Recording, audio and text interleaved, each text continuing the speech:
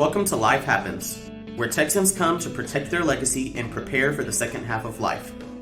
Join your host, attorney Kim Hegwood with Hegwood Law Group, and our weekly guest as we navigate the challenges that emerge as life happens.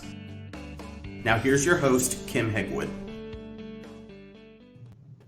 Good morning to Life Happens with me, Kim Hegwood, and our very special guest this morning is Kash Mahmood with Varco Hospice.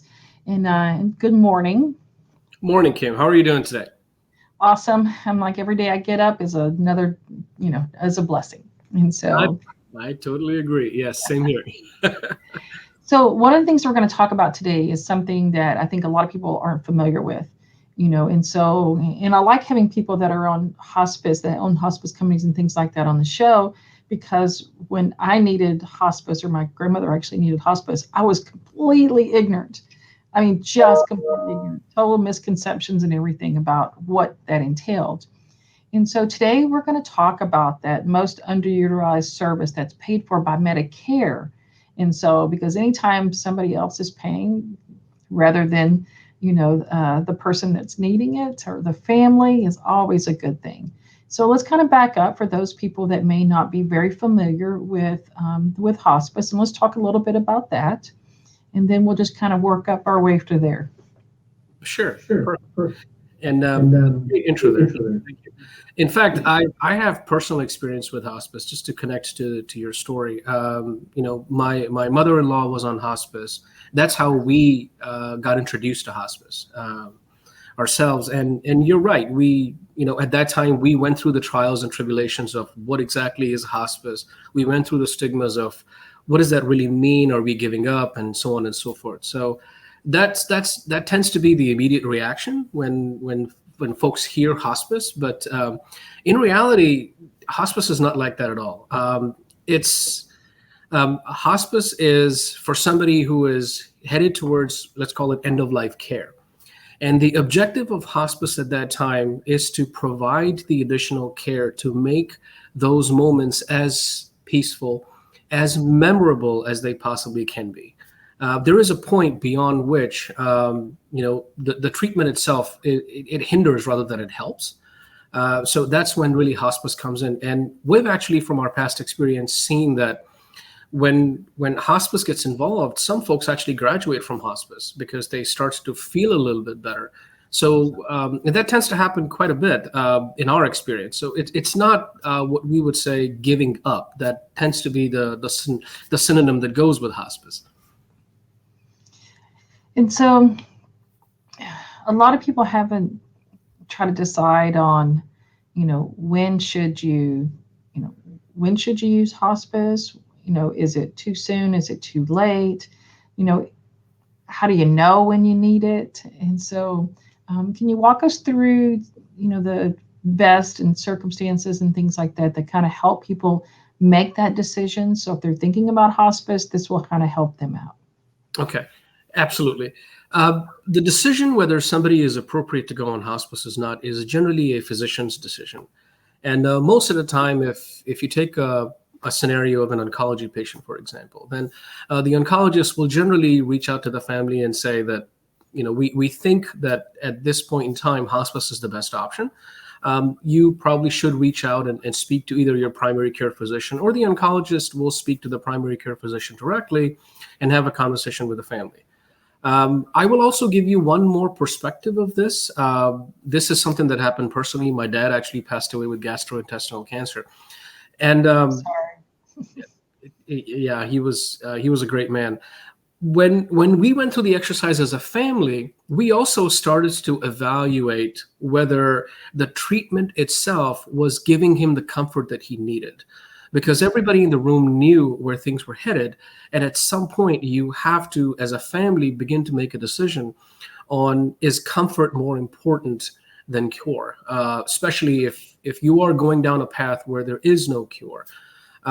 So what I personally encourage families, given my personal experiences, hospice is something that a doctor will decide. And usually the definition in the medical textbook is there is a terminal illness, and the terminal illness, given the trends of where we are seeing and the declines are in such a way that, based on the textbook scenario, you're looking at roughly about 6 months to 8 months of remaining life. And that's generally when the physician will trigger the conversation.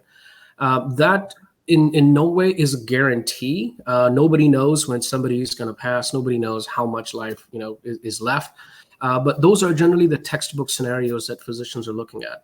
And at the same time, I think the family should also look at, are we at a point where comfort is more or a better option? And I think at that point, the family can have a conversation with their PCP as well.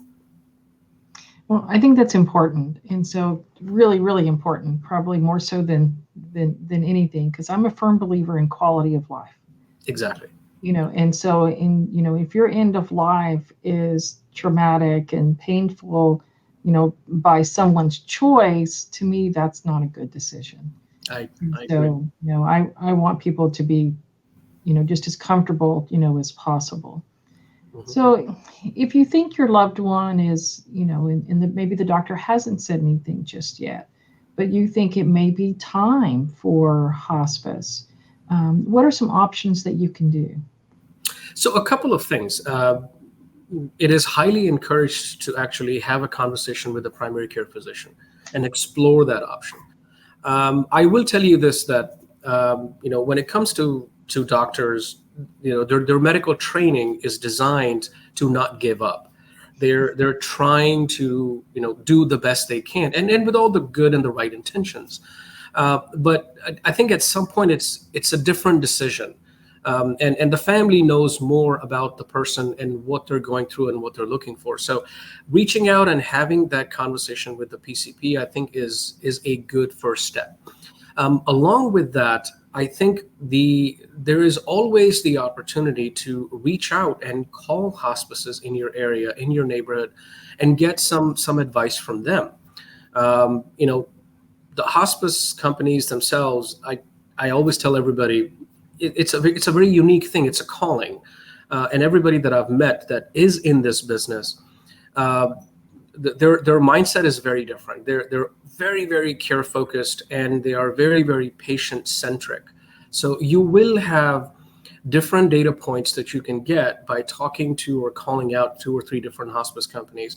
The other thing that I always suggest families is, if you have anybody within your circle that has been through a hospice experience, call them.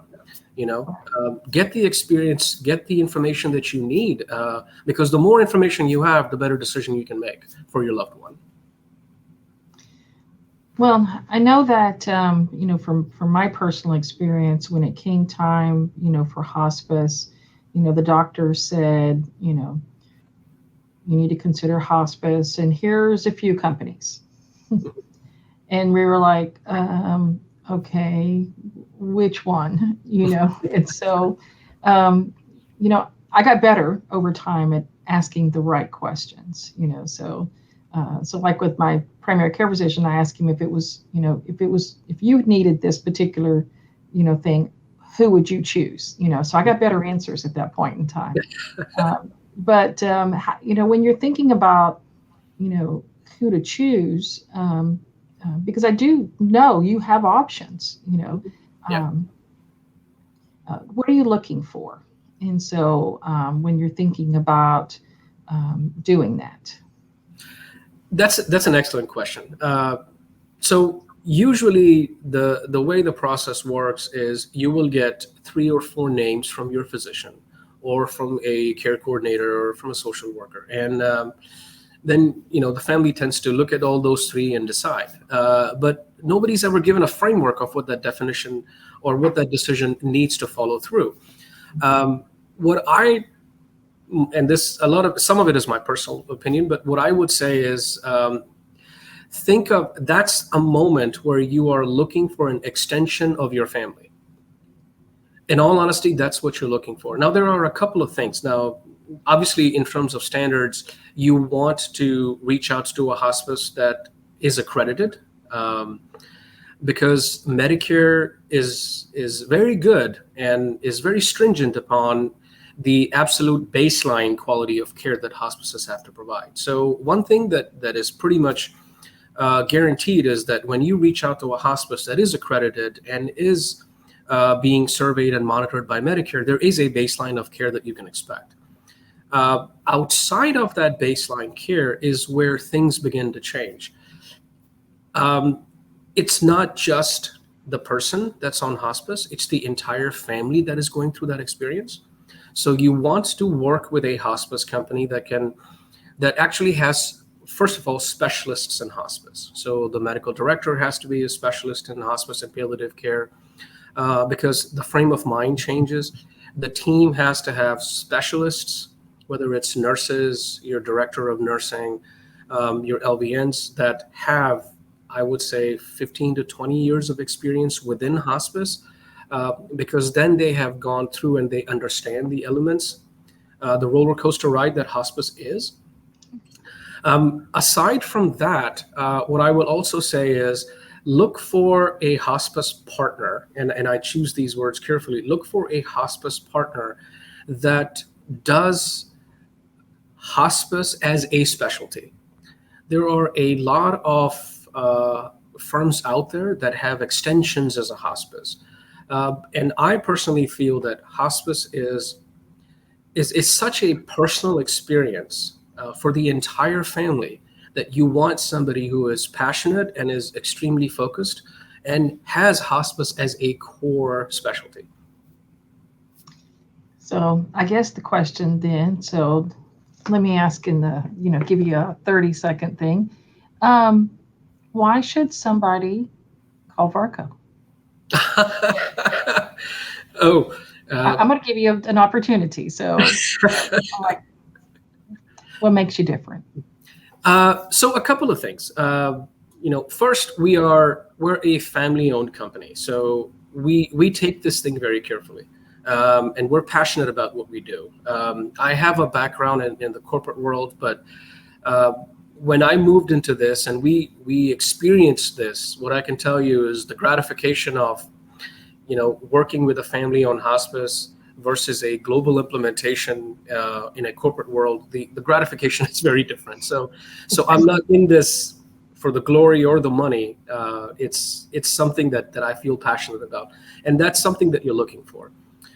My wife is my right hand when it comes to this. She is very deeply engaged with families. She actually works with them from the moment they contact us all the way through, and we stay abreast with the physicians and we let them know in the whole 9 yards. Now, I will tell you a couple of core things which I feel very proud of when it comes to the Varco Hospice team. Our entire team, when somebody comes on board, we actually make a couple of profiles for our patients. One is their medical profile, obviously. We want to make sure they get the best care, and we meet bi-weekly to evaluate the care with the doctor. And the doctor is abreast in real time with any single change that may or potentially happen. But the second element that we focus on is what we call the care program. The care program is the non-medical profile of the patient. It's the person. We want to understand the person when we talk to the family. Because that is the time when we want to get a lot more in tune with their likes, their dislikes, their comforts, all of those things. So I'll give you a quick story. One of the patients that we had, he was going through a severe depression cycle.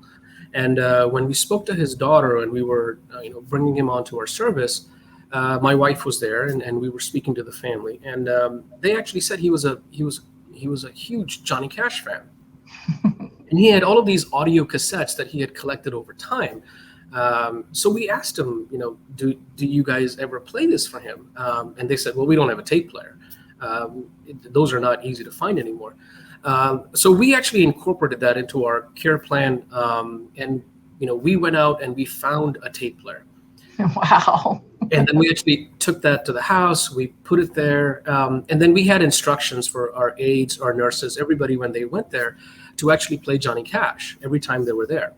And what we saw within 2 to 3 weeks, his demeanor changed, his attitude changed. He was more happy. And we finally actually, got word from his daughter that he was sleeping better at night. He was allowing everybody to turn him much easier.